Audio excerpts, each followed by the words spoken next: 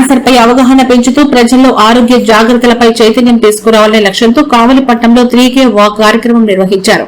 కావలి IMA saviours voluntary organisation Nalanda విద్యా సంస్థల ఆధ్వర్యంలో నిర్వహించిన ఈ క్యాన్సర్ అవగాహన ర్యాలీ భారీగా జరిగింది. ఈ ర్యాలీలో కావలి ఎమ్మెల్యే కావ్య కృష్ణారెడ్డి పాల్గొని ప్రజలకు అవగాహన కల్పిస్తూ ముందుకు నడిపించారు. కావలి ఆర్డీఓ కార్యాలయం నుంచి ప్రారంభమైన ఈ 3K వాక్ విట్స్ కాలేజీ శామ్ గ్రౌండ్ వరకు కొనసాగింది.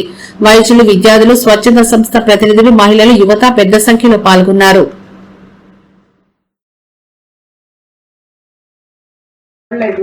And rotary club, red cross అందరికీ థ్యాంక్స్ ఈరోజు ఇలా ఇంత మంచి ప్రోగ్రామ్ కండక్ట్ చేసినందుకు.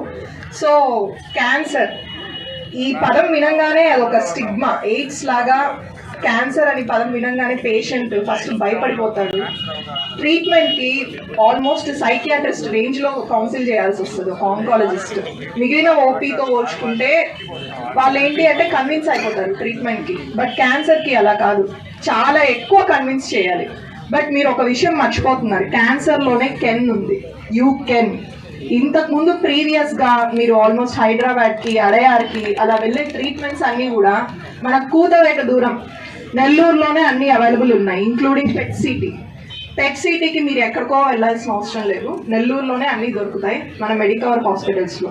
నేను చెప్పాల్సింది అంతా సార్ వాళ్ళే చెప్పేశారు. ఒకప్పుడు ఏంటి అని అంటే ఎక్కడో కనిపించేది క్యాన్సర్, ఇప్పుడు ప్రతి ఇంట్లో మా పక్కింట్లో వచ్చింది, అక్కడ వచ్చింది, ఇక్కడ వచ్చింది అని చెప్పుకోవాల్సిన అవసరం లేదు. ఇంకో 5 yearsలో ప్రతి ఇంట్లో డయాబెటీస్ లాగా కనిపిస్తుంది. నాన్ కమ్యూనికబుల్ డిసీజెస్ అనేది ఎంత కామన్ అయిపోయిందంటే, ఇంతకుముందు ఏంటి అంటే ఇన్ఫెక్షన్స్ ఇది ఎక్కువ కనిపించేది.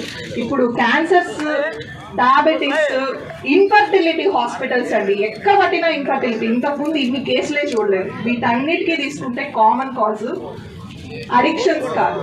పేషెంట్ వచ్చి మమ్మల్ని అడుగుతారు, మాకు ఏ అడిక్షన్ లేదు, క్యాన్సర్ వచ్చింది. అడిక్షన్స్ ఇంతకు ముందు main reason, avoidable reason. But ఇప్పుడు మనం అవాయిడ్ చేయలేని రీజన్, మనకి తెలిసి కూడా అది ఒక కామన్ థింగ్ గా తీసుకునే విషయం ఏంటి అని అంటే మన బ్యాడ్ లైఫ్ స్టైల్. ప్రతి ఒక్కరు మీలో ఎంతమంది అట్లీస్ట్ ఒక 300 to 400 క్యాలరీస్ ఎక్సర్సైజ్ చేస్తారు?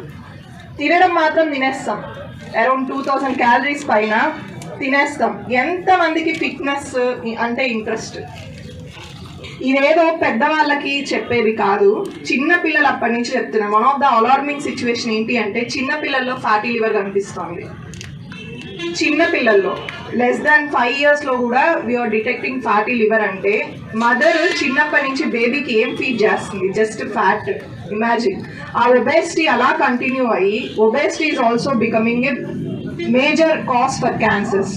ఇంతకుముందు ఏంటి అని అంటే సర్వైకల్ క్యాన్సర్, ఇప్పుడు దానికి వ్యాక్సిన్ వచ్చేసింది, సో దాని ప్రోగ్నోసిస్ కూడా బాగానే ఉంటుంది. బట్ ఇప్పుడు ఒబేసిటీ రిలేటెడ్, మన life style related breast cancer, colorectal cancer ఇవన్నీ కూడా ఎక్కువ అయిపోయి. బ్యాడ్ థింగ్ ఒకటి ఏంటి అని అంటే ఇందులో స్టార్టింగ్ స్టేజ్లో గుర్తించకుండా లేట్ స్టేజ్ పెరిగే కొద్దీ మీ ప్రోగ్నోసిస్ కూడా చాలా పూర్ అయిపోతుంది. అంటే ట్రీట్మెంట్కి పేషెంట్ రెస్పాండ్ అయ్యేది కూడా చాలా తగ్గిపోతుంది. సో మెయిన్ మన బ్యాడ్ లైఫ్ స్టైల్ ఏదైతే ఉందో, స్క్రీనింగ్ అనేది చాలా ఇంపార్టెంట్. బట్ స్క్రీనింగ్ కన్నా ముందు కూడా మీరు చిన్నప్పటి నుంచి మీ డిఎన్ఏకి ఏదైతే ఫీడ్ చేస్తారో అది either good or bad, it is going to be accumulated in your DNA. అది మీరు చెత్త అక్యుములేట్ చేస్తే మీ డిఎన్ఏలో అదే మీకు 30s తర్వాత 40s తర్వాత రిఫ్లెక్ట్ అవుతుంది. ఇందాక age is just a number అన్నాను, not only for good habits, bad హ్యాబిట్స్కి కూడా. సో మీరు ఏదైతే మీ ఎర్లియర్ ఏజ్లో మీరు స్టార్ట్ చేస్తారో అదే మీకు ఫ్యూచర్లో కూడా 30+లోనే రండి. ఏ హిస్టరీ లేకపోతే 30+లోనే వచ్చేయండి, ఎందుకంటే 30sలో కూడా చాలా కామన్ అయిపోయింది క్యాన్సర్ అనేది. సో స్క్రీనింగ్ ఎంత ఎర్లీగా స్టార్ట్ చేస్తే అంత బెటర్. మీ ఇంట్లో ప్రతి ఒక్కరికి వెళ్ళి చెప్పండి. ఇక్కడ మేమేదో చెప్పాము, మీరు ఇంటికి వెళ్ళి మళ్ళీ అదే జంక్ ఫుడ్ తినడానికి మాత్రం ట్రై చేయొద్దు. అట్లీస్ట్ ఈ ఒక్క రోజైనా జంక్ ఫుడ్ తినడానికి ఆపండి. Thank you. చేస్తే 200 మంది డాక్టర్స్లో 2 క్యాన్సర్ ఉన్నట్టు తేలింది. అంటే 100 మందిలో ఒకరికి అదేంటిది క్యాన్సర్ ఉన్నట్టు కనబడింది.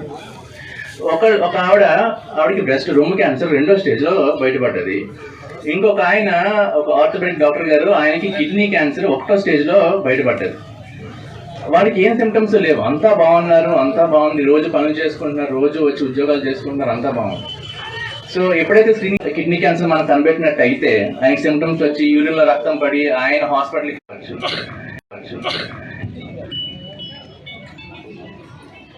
ఫాస్ట్ ఫుడ్స్ తినడం అలవాటు అవుతుంది జనాలకి. స్విగ్గీలో ఆర్డర్లు పెట్టుకుని ఎక్కడన్నా కూడా ఇన్సిడెన్స్ దాని యొక్క ఇదేంటిది ఉత్పత్తి అనేది మామూలు జనాల్లో చాలా ఎక్కువ పెరిగిపోయింది. సో క్యాన్సర్ అనేది ఎవరికైనా రావచ్చు. సో 40 ఏళ్ళు దాటిన ప్రతి ఒక్కరు ఈ స్క్రీనింగ్ అనేది చేయించుకోవడం చాలా ఇంపార్టెంట్. అంటే స్క్రీనింగ్ అంటే వచ్చేసి అది మనం పక్కన వాళ్ళకి బయట వాళ్ళకి మన దగ్గరికి వచ్చే పేషెంట్స్ కి చెప్పడం కాదండి, అది మన ఇంట్లోంచి మొదలు పెట్టాలి. మన ఇంట్లోంచి మొదలు పెట్టి ఆ తర్వాత అదేంటి మా వాళ్ళు అందరూ చేయించుకున్నారు అని చెప్పేసి సొసైటీకి చెప్పాలి. అప్పుడే సక్సెస్ఫుల్ అవుతుంది. నేను ఎవ్రీ టైమ్ మాదేంటిది ఎప్పుడు గ్యాదరింగ్ ఉన్నా ఫంక్షన్ ఉన్నా వాళ్ళని నేను అదేంటిది చెప్తా ఉంటాను అనమాట, దీని గురించి చేయించుకోండి, ఎందుకు చేయించుకోలేదు అని చెప్తా ఉంటారు. శుభాన్ని ఫంక్షన్కి వస్తే ఏంట్రా నీ గోల్ చాలా మంది తిట్టుకుంటారు, but still I don't care. కాకపోతే నేను చెప్తానే ఉంటాను. బట్ ఎందుకంటే దట్ ఈస్ వెరీ ఇంపార్టెంట్. ప్రతి సంవత్సరం స్క్రీనింగ్ చేయించుకోవడం అనేది చాలా ఇంపార్టెంట్. దానివల్ల మనం ఒక జీవితాన్ని కాపాడవచ్చు.